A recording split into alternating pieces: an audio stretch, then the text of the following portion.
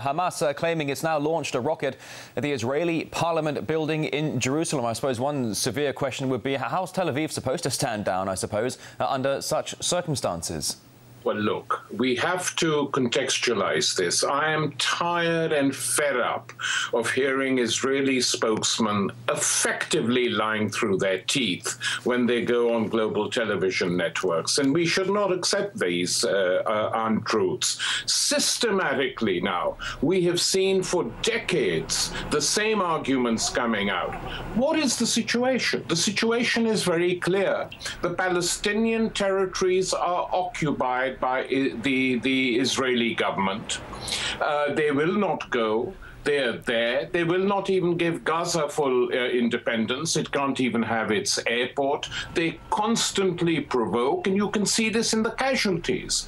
The casualties in Gaza on one day, a few days ago, are the same as casualties in Israel for the last 3 years. So there is no equality, no comparison between the two.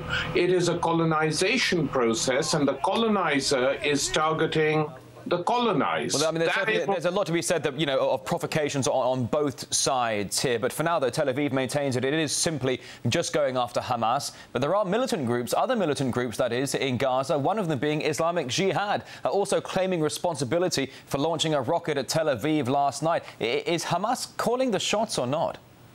No. Well, Hamas was effectively in negotiations with the Israelis. The guy they bumped off and killed, a military leader of Hamas, was engaged in negotiating with the Israelis and trying to prevent the ceasefire from breaking down. This has been published now in some American websites, the Daily Beast, for example. So we know exactly what was going on, and the Israelis ended that process by targeting and killing him.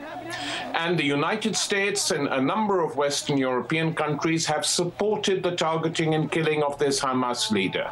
That is now what has provoked the situation further.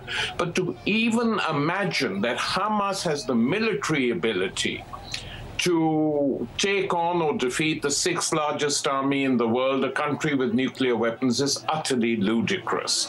Unless and until the Israeli government and its backers in the West understand that something has to change, that Palestinians cannot be treated as Untermensch forever, that this has got to stop.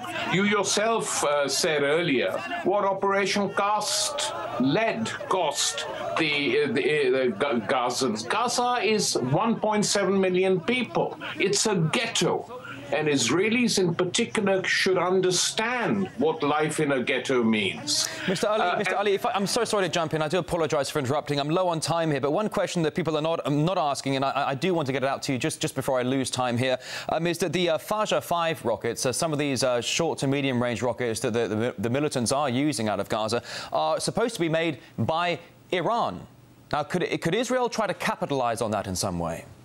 Well, they'd be very foolish to do so. I mean, they have been incapable of totally ending the situation in their own region. For them to take on another country would be completely crazy, but they're capable of it. One can't totally exclude it.